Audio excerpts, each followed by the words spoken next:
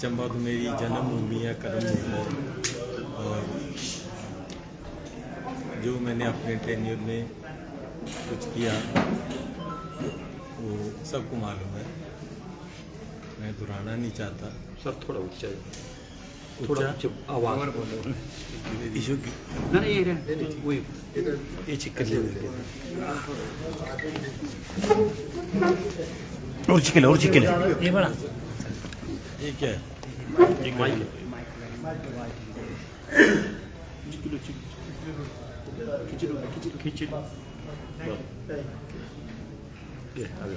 आप जानते ही हैं कि मैं कांग्रेस का स्टेट यूथ कांग्रेस का प्रेसिडेंट था, और उसके बाद विभिन्न पदों पे रह के, और अभी मैं कार्यकारी अध्यक्ष था।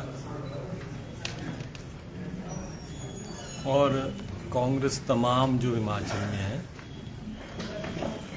उसमें से सीनियर मोस्ट मैं आदमी था, और मेरा चप्पे चप्पे का हिमाचल प्रदेश का तजर्बा है। यूथ कांग्रेस से NHY से लेकर बड़ी कांग्रेस में, और मैंने 45 साल कांग्रेस में काम किया है।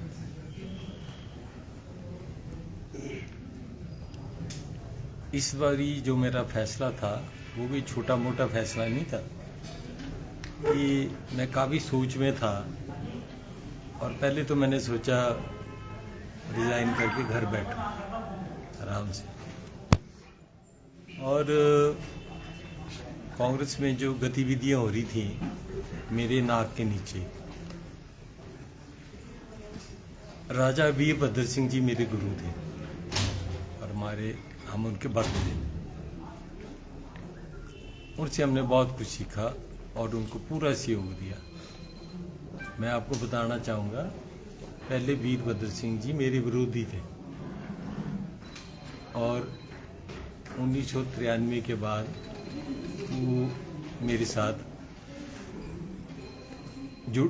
हम उनके साथ जुड़ गए, और उनकी कार्यशैली जो है अच्छी तरह देखी, और वाकई महापुरुष थे। और हिमाचल के उनके दिल में, हिमाचल के कोने कोने में लोगों के लिए, प्रदेश के लिए, विकास के लिए एक दर्द था। तो उनकी डेथ के बाद जब मैं कार्यकारी अध्यक्ष बना और मैंने कांग्रेस के हालात देखे, तो एक रोने की परिस्थिति आ गई। कांग्रेस लीडरलेस होगी, कांग्रेस में कोई उच्च कोटि का लीडर नहीं रहा। हमने बोला भी भलाई के लिए कांग्रेस की, तो उसकी सुनाई नहीं हुई। और कांग्रेस इतनी झगड़ा लड़ाई पड़ गई कांग्रेस में कि हर डिस्ट्रिक्ट में एक CM बन गया, और टिकटों की लड़ाई में झगड़े होने लगे। ये मेरा फेवरेट है, ये मेरा फेवरेट है, ये मेरा फेवरेट है। विनेबिलिटी नहीं, फेवरेटिज्म चला। और ऐसे लोग भी आगे बीच में दिल्ली से और शिमला से, जो टिकटों का और पोस्टों का नीलामी करने लगे। तो हमने तो इतनी देर सेवा की, ये बर्दाश्त नहीं हुआ कि अब यहाँ मैं जानता हूँ, मैं नाम भी ले सकता हूँ, लूंगा नहीं। किसने पैसे दिए, किसको पैसे दिए, कैसे दिए, जानता हूँ, हिसाब किताब मैं सारा जानता हूँ। नाम लेना अच्छी बात नहीं है। दिल्ली में भी ऐसा हुआ कि 6-6 महीने लग गए सोनिया जी से टाइम मिल लेने का, एक अध्यक्ष को। और राहुल गांधी जी तो मिलते ही नहीं थे, अगर मिलते थे तो अपने मोबाइल पे बिजी होते थे, सुनते ही नहीं थे किसी की बात। प्रियंका जी और उनके घर में भी लड़ाई है। हमने प्रियंका जी को बोला कि प्रियंका जी क्यों नहीं आप टेक ओवर कर लेते। हमने तो सच्चे मन से बोला, उन्होंने कहा कि ये मेरे को तो बोल दिया पर बाहर ना बोलना, नहीं तो आपकी गर्दन कट जाएगी, कि ऐसे हालात हो गए। अब क्या हुआ कांग्रेस में, ऊपर से आज़ाद साहब चले गए, गुलाम नबी साहब, नंद शर्मा जी भी तनाव में हैं, और जो जितने लायक आदमी थे कांग्रेस में, जिसको G23 बोलते हैं, वो G23 नहीं है, वो G400 है। वैसा जो है उनके साथ जो लोग थे, और जो राहुल जी के अच्छे दोस्त थे, मैं तो उनको व्यक्तिगत जानता हूँ, चाहे वो सिंधिया जी थे, चाहे वो जितिन प्रसाद थे, RPN सिंह थे, और तमाम बीजेपी में ज्वाइन कर गए। तो वहाँ तो ढांचा बिगड़ गया। और जब से उन पे केस हुए हैं ना, ये नेशनल हेराल्ड वगैरह के, उसके बाद वो डर गए हैं। अब क्या हो रहा है, वहाँ खड़के जी बिठा दिए। खड़के जी कोई, मैं तो इतनी देर से 45 साल कांग्रेस को हो गए, मेरे को हो गए, मैं तो खड़के जी को ना देखा ना सुना ना कभी वो किया। और 80 साल जी के अब क्या बोल रहे हैं कि खड़के जाने और इसकी कांग्रेस जाने। हमने तो किनारा कर दिया, ये हमारे को हाथ ना लगाना, हमने किनारा कर दिया। तो अब क्या रह गया वहाँ, नीचे क्या हो गया। राजा वीरभद्र सिंह जी के जाने के बाद हर जगह लड़ाई बढ़ गई। अभी मैं तो आया ना बीजेपी में, मेरे पास इतने फोन आ रहे हैं कांग्रेसियों के कि जो ये कह रहे हैं कि भाई साहब आप रास्ता मिल गया, हमारे को एडमिशन दिलाओ, है ना। वेट क्या हो रही है कि कांग्रेस की टिकटों की जो लड़ाई है ना अभी चली है, कि हमारे आदमी को मिलती नहीं मिलती, ये मिलती वो मिलती। कांग्रेस जीत इलेक्शन से पहले हार चुकी है, इलेक्शन से पहले हार चुकी है। वहाँ एक आदमी खड़ा हुआ, काटने वाले हजारों होंगे, और कैडर नाम की चीज नहीं रही। जैसे बीजेपी में मैंने देखा कि इनका कैडर ही बहुत स्ट्रांग है, इनके जो संगठन है ना वो ही बहुत स्ट्रांग है। नड्डा जी तो मेरे साथ MLA रहे 10 साल, वो मिनिस्टर थे, मैं MLA था, मैं मिनिस्टर था, वो MLA। और जब उनका कोई ऐसा वार्तालाप हुई तो मैं मिलने गया, मैं कहा देखो तो सही क्या बोलते हैं।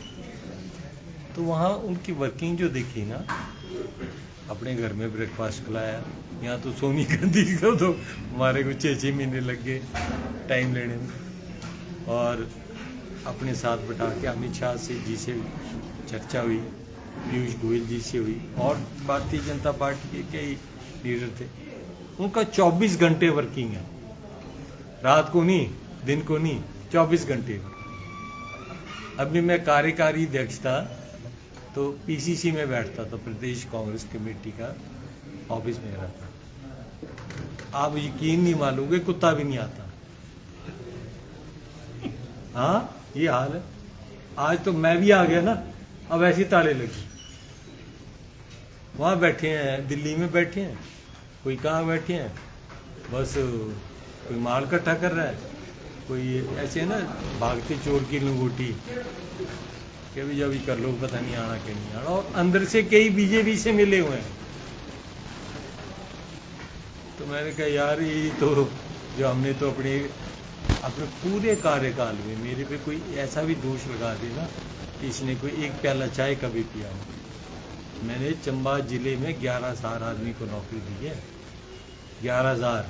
मेरे पास एक की डिटेल है, पैट से लेके APT से लेके JBT से लेके और फॉरेस्ट गार्डों से इस फार्मासिस्ट और ये वो भर के।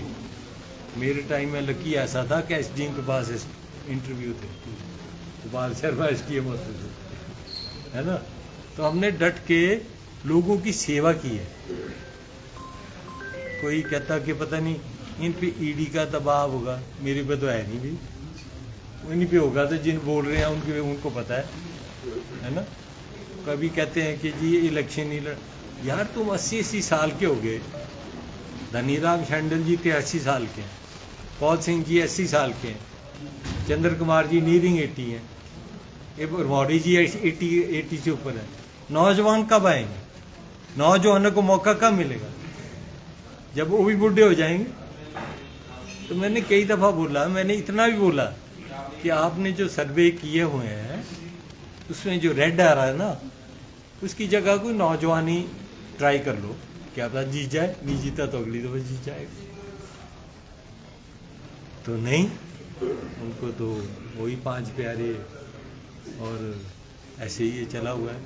कैंडिडेट ही नहीं है ढंग का कांग्रेस के पास। आप एक गांव के लोग हैं ना जो हमारे, और मैं तो top of the helm of affairs रहा। अब ऐसे ऐसे लोग आ रहे हैं कैंडिडेट्स के रूप में जिनको जनता वोट नहीं डालनी। भारतीय जनता पार्टी को वोट मिलेगा मोदी जी के नाम पे, इनकी ऑर्गेनाइजेशन स्ट्रक्चर के नाम, इनकी एज के मुताबिक। मोदी जी का कम से कम है 75 साल से ऊपर तो नहीं देते चाहे कोई भी है। और देश में एक मजबूत सरकार मोदी जी दे रहे हैं। मैं खुद देख के आया, मैंने ऐसी ज्वाइन नहीं की, हफ्ता भर मैं वहीं रहा दिल्ली, सबसे मिला। मजबूत सरकार है, वर्किंग है, संगठन तकड़ा है, संगठन को फीड किया है पूरे देश में, संगठन को फीड किया है। एक देश का नाम नेशनल और इंटरनेशनल लेवल पे बनाया है। और चाहे कोरोना काल था, पूरी यूनिवर्स में कोरोना फैला, अमेरिका भी फैला, यूरोपियन डेवलप्ड कंट्रीज में, पर मोदी जी ने अच्छी तरह हैंडल किया। और हमारा इन्फ्लेशन रेट है, महंगाई करते हैं ना, अभी भी 8% से नीचे। यूएसए का 14% पे, जो यूरोप है उनका सारा 14% पे इन्फ्लेशन रेट। ये तो जो है तो उतने रोज उतना तनख्वाह भी तो बड़ी है। 6th पे कमीशन अभी दिया है एम्प्लॉइज है, जब बोलते हैं ना एम्प्लॉइज को ओपीएस। यार कांग्रेस ने 2018 में मैंने मैनिफेस्टो कमेटी में नंबर 1 पॉइंट ये रखा था ओपीएस, तब तो हमको वोट पड़े नहीं, तब तो एम्प्लॉइज भी हमारे साथ थे, तब तो वोट पड़े नहीं। तो अगर ये ओपीएस भी अगर देना होगा तो ये डबल इंजन की सरकार ही देगी, हिमाचल के बस की बात नहीं है। जब मैंने इनसे अपने कमेटी के मेंबर्स के मेरे को रिपोर्ट करते हैं सारे, तो मैंने इनसे पूछा यार तुमने ओपीएस का लिख दिया है, लेडीज का लिख दिया है कि हम 1500 रुपये देंगे, क्या है, तो इसका कुछ वर्कआउट भी किया है? आप बता सकते हैं कितने एम्प्लॉइज हैं? आप बता सकते हैं कि कितना खर्चा आएगा? तो कोई जवाब ही नहीं। तो हम जैसे पढ़े लिखे, मैं MBA हूँ, पढ़े लिखे आदमी को आप बेवकूफ़ कैसे बना सकते हैं? आप प्रेस वाले का मेरे से पूछ लें कि ओपीएस का कितना खर्चा है जी हिमाचल में, या 1500 रुपये देने का आपने ऐलान किया है, क्या खर्चा है पता ही नहीं है। वो एक दफ़ा वो आने दो सरकार, हम कर लेंगे। यार ऐसी क्या बात करते, कोई अनपढ़ लोग हैं? हिमाचल में तो 92% साक्षरता का दर है। कल को कोई पूछ ही ले कि क्या है आपका, तो कुछ है ही नहीं। बात ऐसी है, कोई मेरे पे किसी किस्म का आरोप लगा के देखें, कोई टिकता नहीं। मेरी तो इंक्वायरियाँ होती हैं, जब हर सरकार में इंक्वायरी होती है, वही होती है कि इतने हजार आदमी लगा दिए, इतने हजार को एम्प्लॉयमेंट दे दी। मैं कोऑपरेटिव बैंक में था, 1000 आदमी लगाया। मैं मिनिस्टर था तो मैंने पता नहीं कितने हजार आदमी लगाए। मैं जब राज साहब CM थे तो सारे, मेरे को पता है टैक्ट क्या आता है, किस तरह से होता है, गाइड करता हूँ मैं ठीक लड़कों को, उनके हाथ पकड़ के लेके जाता हूँ। जो शिमला मेरे पास आते हैं मैं उनकी सेवा ही करता हूँ। अभी भी मेरे को कुछ नहीं चाहिए। मैं तो अगर करूँगा तो अपने कर्म भूमि की और हिमाचल प्रदेश की लोगों की सेवा के लिए ही हूँ। मैं बड़ा ही उसके लिए हूँ। मेरे परिवार जब तक नहीं गए मैं यही करता रहूँगा। और कोई भी मतलब मेरे को ये नहीं बोल सकता कि इसके पास मैं गया तो इसने मेरे को ठीक गाइड नहीं किया, मेरे को ठीक रास्ते पे नहीं डाला, मेरे को इंटरव्यू में हेल्प नहीं की, मेरे को ठीक गाइड करके मेरे को नौकरी नहीं दिलाई। तो ये बात है कि और कोई जैसे मेरे भी कोई ऐसा नहीं, आशा कुमारी जी रोज बोलते हैं, पता नहीं मेरे कोई पड़ दादे लक्कड़ दादे का बता दिया कि वो जम्मू से आए थे, वो मेरे को भी नहीं था पता। चलो पता नहीं। आप पता लग कहीं आए थे। यार अपना दामन तो देख लो पहले, कमाल है। कोर्ट केस तुम्हारे भी चले हुए हैं, रिश्वतखोरी तुम्हारे भी चली हुई है। अभी आज की डेट में उनके पास कोई भी पोस्ट नहीं है कांग्रेस में। शुक्ला जी हमारे इंचार्ज, जब राज साहब की डेथ के पहले उनको लास्ट टाइम मिलने गए ना, तो मुकेश जी थे, कुलदीप राठौर जी थे, उनसे पूछो ना क्या शब्द थे उनके, कि क्या शब्द आशा कुमारी के लिए थे।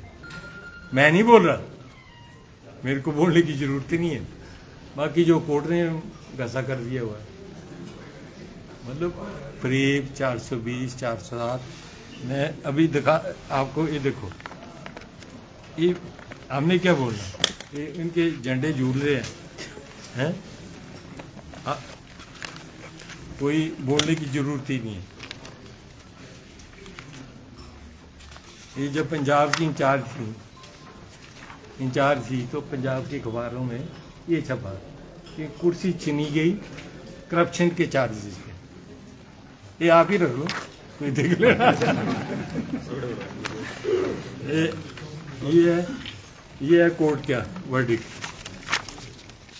पद्म सिंह स्पेशल जज चंबा, क्या लिखा हुआ है, श्रीमती आशा कुमारी कम्युनिटी नंबर 7, है ना, इनको जेल हुई है 1 साल, है ना। अभी तो स्टे है ना, टेम्परेरी स्टे है हाई कोर्ट से, जेल भी नहीं है। ये लिखा हुआ है इसमें। है क्या केस? झूठ फरेब का और चीटिंग का, पावर अटॉर्नी झूठी बनाई, इसमें सारा कुछ लिखा हुआ है ना। तो ये आपको भी पता है, मेरे को भी पता है। जब उन्होंने एक पुलिस वाली को थप्पड़ मारा ना, उसने खींच के वापस मारा, बहुत खींच के। 4 दिन तो बाहर नहीं निकल सकी। फिर मेरे को बता रही है कि इसका लकड़ दादा अब जम्मू से था। अब क्या करना, वो था तो था, है ना। वो मेरे तो परिवार चंबा के वासी हैं, मैं इनकी सिर पे नाचता हूँ और इनकी सेवा करता हूँ, पर एक काम नहीं करता। ऐसे ऐसे उल्टे सीधे आरोप लगाना किसी पे कोई अच्छी बात नहीं। ये तो मैंने आरोप नहीं लगाए, एक अखबारों ने लगाए और कोर्ट ने लगाया। और ये थप्पड़ मारने का भी आशा पता आपको। राज साहब ने, राजा वीरभद्र सिंह जी ने अपने टाइम पे उनको कैबिनेट में नहीं दी जगह, जब दी भी थी ना पहले, तो 2 साल के बाद निकाल दिया था। एक ही मंत्री हिमाचल में आजकल मतलब जिसको निकाला गया कैबिनेट से, सिटिंग कैबिनेट, वो वही थी, वो भी ताज उनके सिर पे लगा। अब चक्कर ये है कि ऐसे ऐसे लोग आजकल कांग्रेस में हैं, तो क्या होगा कांग्रेस में? थोड़ा मैं तो पिछली इलेक्शन में आया था और नीरज नैयर जी कैंडिडेट थे, मैं उनकी मदद के लिए भी आया था। वैसी बात नहीं है, मैंने पूरी जी जान से मदद की। उस टाइम ये नैयर साहब ने राह दिया, तो मैं, ये मेरा क्या कसूर है? मेरा उनके साथ कोई वैर विरोध नहीं है। मैंने उनको अच्छी राय दी हमेशा कि भाई जो भी राय है ये ऐसे, आप पूछते थे मेरे से, पर ऐसे जैसे दब के पॉलिटिक्स नहीं होती, दबंगों की होती है पॉलिटिक्स, जो है दबंगों की होती है। ये भी तो है दबंग, जिसने कांग्रेस से आके लड़के जीत गए हैं। तो दबंग बनना पड़ता है, पॉलिटिक्स से में डरना नहीं पड़ता। मैंने हमेशा उनको अच्छी राय दी, हमेशा कहा भाई आप ठीक चलो, ये करो वो करो। मेरे को इतना है कि वो मेरे पास आए, उन्होंने कहा जी मेरी घरवाड़ी को ब्लॉक का प्रेसिडेंट बना दो, ब्लॉक कांग्रेस कमेटी का प्रेसिडेंट बना दो। और मैं कहा नीरज ऐसी गलती ना करना, ये घर में ही अगर तू अपनी वाइफ को बनाएगा ब्लॉक का प्रेसिडेंट तो बोलेंगे घर की कांग्रेस होगी।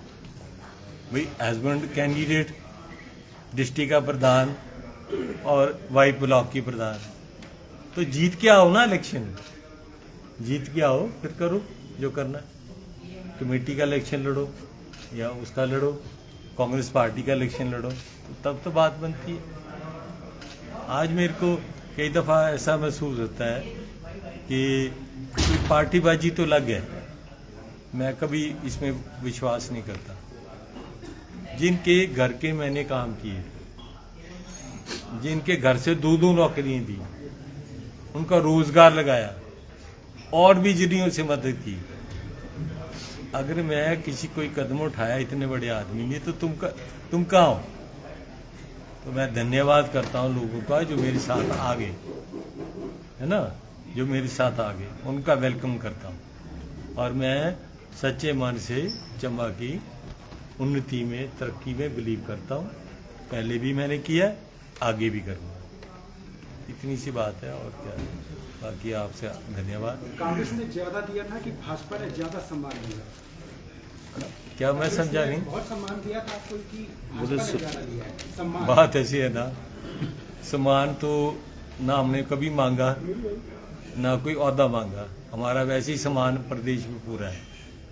पर लेकिन यार, जब मैं वहाँ गया, नड्डा जी के गया, वो राष्ट्रीय अध्यक्ष हैं भारतीय जनता पार्टी की, रूलिंग पार्टी के। उन्होंने मेरा वेलकम किया, ब्रेकफास्ट खिलाया, सारी डिस्कशन हुई, घंटों पर डिस्कशन हुई, है ना। मैं कहा यार, आप इतना टाइम कैसे दे सकते हैं मेरे को। और उसके बाद वो मेरे को अपनी गाड़ी में बिठा के अमित शाह जी से चर्चा कराई।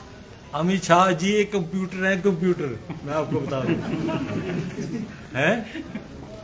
उनका चाल चलन और उनका माइंड ऐसे चलता है जैसे कंप्यूटर चलता है। मैं तो इतना 15-20 मिनट में मैंने अपनी बात खत्म कर दी। जब उन्होंने काउंटर क्वेश्चन किए ना मेरे को, वो चंबा जैसी जगह का भी जानते थे, यार चंबा में तुम्हारे ऐसे है, ये है, वो है, वो है। मैं हैरान हो गया कि एक होम मिनिस्टर ऑफ इंडिया, वो उसको एक चंबा का ही पता है। अब कल पहली दफा मेरे ख्याल प्रधानमंत्री चंबा है ना। पता नहीं पहले आए कि नहीं आए, इंदिरा जी आए थे, इंदिरा जी आई है ना, 82 में। और ये भारतीय जनता पार्टी के प्रधानमंत्री पहली दफा आए। मोदी जी साफ नियत, एक उन्नति का रास्ता, एक उनका सिर्फ राष्ट्र का भला करना, राष्ट्र का सोचना, राष्ट्र की उन्नति का सोचना, यही काम है, यही काम है, कोई इससे ज्यादा काम नहीं है। और रही बात कि भी हिंदू मुस्लिम ऐसी बात होती है, कई दफा मैंने उनसे बात की, मैंने कैसे है वे, तो उन्होंने कहा यार हम उन्हीं को छेड़ते हैं जिनका लिंक आतंकवाद से है ना। अगर उनका वो ना करें तो हमारा देश ही बर्बाद हो जाए, पाकिस्तान के जो वो है इरादे, वो कामयाब हो जाएंगे। हम उन्हीं को छेड़ते हैं जहाँ ऐसे हो, बाकी थोड़ा, बाकी समाज में हमारे कैबिनेट में ही मुस्लिम है। मैंने कहा बात तो ठीक है। तो आपने की मान सम्मान की बात, हमें 6 महीने हो जाते थे सोनिया जी से टाइम लेके, तो आज भी सोनिया जी और उनकी पुत्री वहाँ बैठे हुए शिमला में, पर मिलते नहीं, किसी से मिलना नहीं भी, है ना। तो हिमाचल में इलेक्शन लगी हुई है और ये इनका ये हाल है। मान साहब, आप राजनीति में इतने मतलब ऊंचे चले गए हैं, आपका सर्वे क्या बोलता है? आपका खुद का सर्वे, वैसे मन का सर्वे क्या बोलता है बीजेपी? मैं आपको ये बताऊं कि भारतीय जनता पार्टी की सरकार बनी है, हम भी उसमें छोटा सा योगदान दिया, बहुत छोटा। क्या चुनाव लड़ेंगे? जो पार्टी संगठन का फैसला होगा। मैंने कभी चुनाव के लिए टिकट नहीं मांगी, ना कभी एप्लीकेशन दी। जो संगठन बोलेगा वही करेंगे। सर, आप चाहते हैं पवन ने दोबारा इलेक्शन लड़े? क्यों ना लड़े, कोई मेरे लिए क्या है, मेरे लिए तो सब खुशी की बात है, लड़े। साहब एक पूरे हिमाचल में एक रहस्य बना हुआ है कि 15 सालों तक आपने चुनाव नहीं लड़ा। हाँ। तो जनता ये जानना चाहती है हमारे कि आपने क्या ऐसी वजह से ऐसी बात है, मैं 3 दफ़ा जीता, 3 दफ़ा डट के काम किया, 3 दफ़ा मंत्री रहा, 2 दफ़ा मंत्री रहा, है ना। और मैंने कहा यार अब औरों को भी जगह दो, मैंने ठेका लिया हुआ है, मैंने जितनी सेवा करनी थी आपके सामने ही है। आड़े दुआड़े चंबा में पॉलिटेक्निक दिया, इंजीनियरिंग कॉलेज दिया, ये मेडिकल कॉलेज दिया, ये गुलाम नबी आज़ाद से लिया था मैंने, सारे जानते हैं, 3 कॉलेज लिए थे, हैं। चंबा में कॉलेज का बिल्डिंग जो बनी, मार्केट जो बनी, गेट जो बना, चुगान की सुंदरता का, बाकी पता नहीं 172 +2 दिए थे मैंने, 172 मेरे पास लिस्ट है पूरी। और गरीब लोगों का इलाज कराया, गरीब लोगों का लाख रुपए खर्चे, करोड़ों रुपए। तो ऐसे थोड़ा मेरे को यहाँ चाहते हैं, इसीलिए चाहते हैं, मैंने उनकी सेवा की है और करता रहूँगा, जब तक जिंदा मैं करता रहूँगा, निस्वार्थ करूँगा। बात ये है, जो मैं आ गया तो आ गया, नहीं आया तो मेरे वहाँ ही पहुँच जाते हैं, जो वहाँ पहुँचा उसका काम हो गया। कोई ऐसा, चाहे सरकार बीजेपी की हो, कांग्रेस की हो, हमारे पास ऐसे गुरु मंत्र हैं कि सेक्रेटरीट में जो बैठे हुए लड़के मैंने लगाए हुए हैं, है ना। तो लगाए हुए हैं, वो सारा अपनी उनको बस ये पता होना चाहिए मान साहब का आदमी है, अपने आप ही काम हो जाते हैं। हमने बताया हुआ, नैयर साहब ने भी कई नोट लिखे और मेरे को दिए तो इसलिए बोला नैयर साहब का नोट तो लिया है, हम आगे आप करा दो। 2017 के चुनावों में हर्ष महाजन चंबा सदर में एक मेन मुद्दा रहा, जिसके ऊपर भाजपा ने चुनाव लड़े। आज क्या भाजपा मुद्दाहीन होगी, क्योंकि हर्ष महाजन खुद कांग्रेस छोड़ के भाजपा में शामिल हो गए? अब मैं तो भाई बीजेपी में हो गया, तभी तो बोल रहे हैं सर हम। अब क्या वो मुद्दा खत्म हो जाएगा जी? जो जिसने मुद्दा बनाना बना ले, मेरे कोई कार्टून बना रहा है, कोई क्या बना रहा है, कोई क्या बना रहा है, वो जो मेरे लोग हैं जिनके मैंने 100 काम किए, वो खुश हो जाएंगे देख के। जो उनकी तरफ जाना भी था ना, वो ऐसी चीज देख के दुष्ट प्रचार करेंगे, मेरे को कोई फर्क नहीं पड़ता, चाहे कोई कार्टून बनाए, चाहे मेरे कोई कार्टून बोले या कुछ बोले। अच्छा भाई साहब, मेरे में कोई ईगो नहीं है, मेरी ईगो 0 है। भाई साहब इतना बड़ा मैं सब औहदों पे रहा हूँ, पार्टी के भी, गवर्नमेंट में भी, और राज साहब के टाइम पे लिटरली हर चीज मैं कंट्रोल करता था, मैंने उनकी मदद की है, मैं उनका शिष्य हूँ, है ना, और वो मेरे पे ट्रस्ट करते थे। अब कांग्रेस पार्टी दिशाहीन है, कोई विजन नहीं है, कोई लीडर नहीं है ढंग का। मैं तो देख रहा था जब टिकटें बांट रहे थे, चाहे वो जीते चाहे हारे, मेरा आदमी। बीजेपी में भी नहीं है ऐसा, बीजेपी उसी को टिकट देगी जिसको जिताएगी। सर आपने कहा कि मैंने हजारों युवाओं का रोजगार दिया, पर कहीं ना कहीं कांग्रेस छोड़ने के बाद अब आप पे ये भी वार किया जा रहा है कि आपके अपने ही वार्ड से, जो चुगान वार्ड है, वहां से कई निर्धन परिवारों के बच्चे आज भी बेरोजगारी की कगार पे है। इस बारे में क्या कहना? कौन है? अपने आप है, कोई नहीं, देर नहीं है। अच्छा मान साहब, एक चीज है, गुलाम नबी आज़ाद साहब का जिला की पॉलिटिक्स में कितना फर्क पड़ेगा?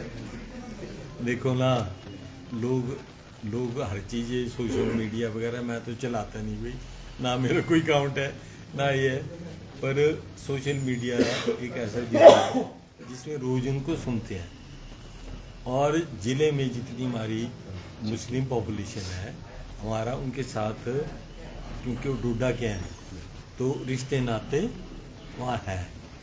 हमारी तो अपनी चाची हैं जो है भद्रवाह से, हमने अपनी लड़की हैं तो भद्रवाह में दी हुई हैं, और मुस्लिम परिवारों की तो मैरिजेज वहाँ हुई हैं, और वहाँ तो गुलाम नबी आज़ाद की लहर चल पड़ी है, लहर। तो लहर जो चली है उसका कोई ना कोई इफेक्ट तो होगा, ऐसी बात। तो ये इतना किसी ने और पूछना तो हम आ जाए। हो गया ये तसल्ली।